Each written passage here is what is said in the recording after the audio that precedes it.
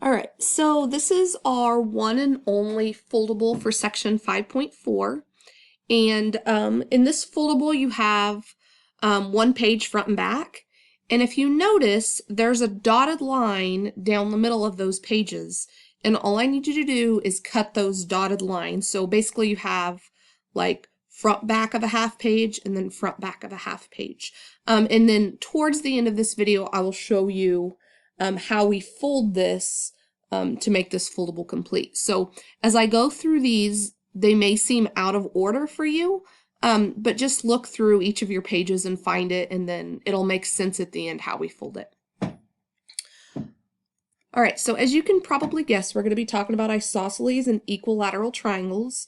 And so we're going to talk about the anatomy of an isosceles triangle. So anatomy of an isosceles triangle.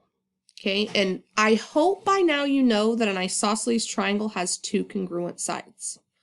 Okay, so the first thing we're going to talk about are the legs of the triangle. Okay, so the legs. These are the two sides that are congruent. So I'm going to highlight them yellow. So this is a leg, and this is a leg. Okay, those are the legs. Now, the last, or the third side that's not congruent with the other side, this is called the base. It's the side that is not congruent with any other side. Okay, so that's the base. We'll highlight that green. All right, now let's look at the vertex angle. Okay, so this is the vertex angle, and I highlighted that in purple. Okay, now the vertex angle is the angle the two legs form. So notice if I follow these two legs, they would intersect here at this vertex angle. All right, the last thing we see are these two angles here, and we will call these the base angles. And I highlighted them blue. And remember, the base angles are the angles adjacent to the base. Okay, or you can put angles along the base if you want to. Okay, and that is the anatomy of an isosceles triangle. All right, so I want you to find the sheet that has just this isosceles and equilateral triangles that look like this. They're kind of blank. And we're just going to redefine them and redraw them. So an isosceles triangle, I'm going to write this and this. I'm going to put triangle with two congruent sides. Okay. Now an equilateral triangle is a triangle with three congruent sides, or if you want to put all sides are congruent. All right, now I want you to find the portion of these sheets that has base angles theorem on here. Now this is a very, very important theorem. Okay, so it says if two sides of a triangle are congruent, so if it's an isosceles triangle, then the angles opposite of them are also congruent. Okay, so in other words, if we have a triangle and we know that these two angles are congruent, okay, remember, if those two angles are congruent, then these would be the base angles because this would be the base that's not congruent. Okay, so if these two sides are congruent, then the base angles, which is opposite of the sides, are also congruent. Okay, so little hint to remember this. If you have a triangle that has 0 congruent sides, it has 0 congruent angles. If you have a triangle that has 2 congruent sides, then it has 2 congruent angles. If a triangle has 3 congruent sides, then it has 3 congruent angles.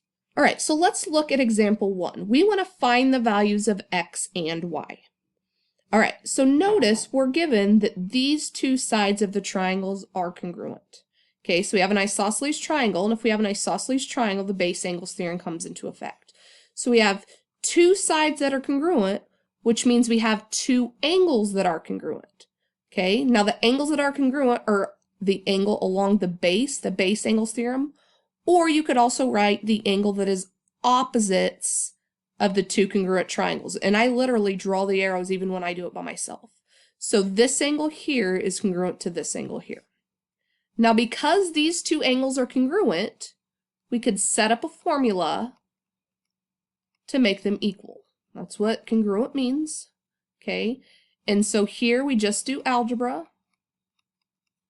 So we have 2 equals x minus 7, add 7, 9 equals x. That's the value of x. All right, so to solve for y, down here, we need to know what the actual measures of these angles are. So if I plug 9 in for x, I get 7 times 9 plus 2. So 7 times 9, 63, 64. So this would be 65 degrees. And if I plug 9 in for 8, we should get the same thing. So 8 times 9 minus 7, so that'd be 72 minus 7 is 65. So we did x correctly. Okay, so this angle's 65 and this angle's 65. This one's 2y. Okay, now what do we know about all three angles of this triangle? All right, so we know that all three angles of these triangle add up to 180. So I have 65, because that's the measure of this angle. 65 is the measure of this angle. And then 2y is the measure of this angle. And if we add them all up, it's going to equal 180. Okay, now it's just simple algebra from here. So 65 plus 65 is 130. Subtract 130 from both sides. I get 2y equals 50. Divide by 2, divide by 2. My y then is 25. So I have solved for my x and my y now. All right, so on number 2, I did the same thing. So I found my two congruent sides. Opposite angles are congruent. So I have this equation right here that I set up. These two base angles, which would be this one and this one, are congruent. When I went through and solved, I got x equals 13. Okay, and then when I plugged 13 in to get the base angles, I got that each of them were 30 degrees. Okay, now notice the vertex angle is 4y. So I set up an equation, 30 plus 4y equals 180, because I know all three angles of the triangle have to add up to 180, and then I get y equals 30.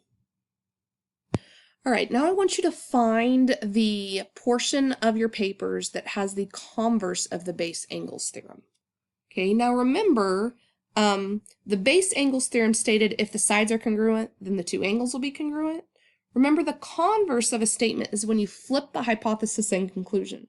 So this will be if the two angles are congruent, then the two sides are congruent. So let's go ahead and read it. It says, if two angles of a triangle are congruent, then the sides opposite them are also congruent. So let's look at example 3. Okay, it shows us that these two angles are congruent, which means that they're opposite sides, so we're going to go through the triangle, write the arrows, have to be congruent. So if these are congruent, to write that, I would just set them equal. So 5x plus 7 equals 42, minus 7, I get 5x equals 35. Divide by 5, x then has to equal 7. Easy as pie. All right, I want you to go ahead, do number 4 on your own. Make sure to figure out which two sides are congruent before you set them equal. All right, so on this one, the opposite sides would be this one and this one. So you would set them equal. And then when you do algebra, you get all the way down, 16 divided by 4, you would get 4 equals x. All right, now find the portion that has the corollary to the base angles theorem. So a corollary is kind of like if you go one step further. Okay, so the corollary to the base angle theorem tells us that if a triangle is equilateral, then it is also equiangular. So we kind of already talked about this. If it has three congruent sides, then it has three congruent angles. If it has three congruent angles, then it has three congruent sides. So we see this triangle and we see that all three sides are congruent, which immediately tells us that we have three congruent angles. Okay, now the question is, if we have three congruent angles, we know they add up to 180, what's the measure of one of them? Okay, so the measure of each one would be 60 degrees.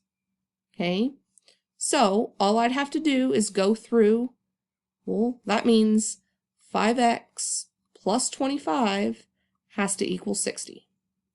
Okay, that means that 4y, which is right here, has to equal 60. And it also means that 32z minus 4 has to equal 60.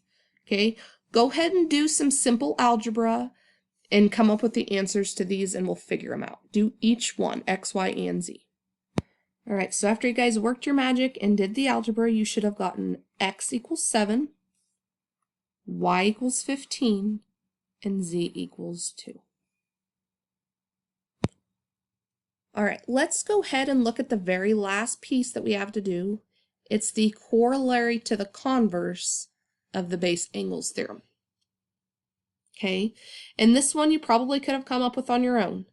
It says, if a triangle is equiangular, then it is also equilateral. So if it has three congruent angles, that means that it has to have three congruent sides. Okay, so notice all of these angles have the same markings, which means that all of these sides have to be congruent. Okay, so it says find the perimeter of the triangle. Now I'm going to highlight perimeter so we don't forget to find the perimeter because that's easy to do. All right, so if we know that all three angles are congruent, then that means all three sides have to be congruent. Now we know this side is 9x minus 11 centimeters, and this side is 6x plus 16 centimeters. So I'm going to say that 9x minus 11 equals 6x plus 16. Okay, then I'm going to do some simple algebra. So minus 6x, 3x minus 11 equals 16. Add 11, I get 3x equals 27. I get x equals 9. Okay, now I'm not done. Going back to, we need to find the perimeter of the triangle. So I want you guys to go ahead and find the perimeter and then we'll go over it. All right, guys, so when we solve for x, don't forget that this is just x. This is not the length of each side. Okay, so we have to plug x in to what our side lengths are to see the length of each side. So if we plug it in here, we get that this side is 70. And if we plug it in down here, we get this side is also 70 because they're congruent. So we should have gotten 70 on both of them, which means that this third side also has to be 70. Okay, so now to find the perimeter, I just add up the three sides. So 70 plus 70 plus 70 gives me 210 centimeters. And that is it for section 5.4.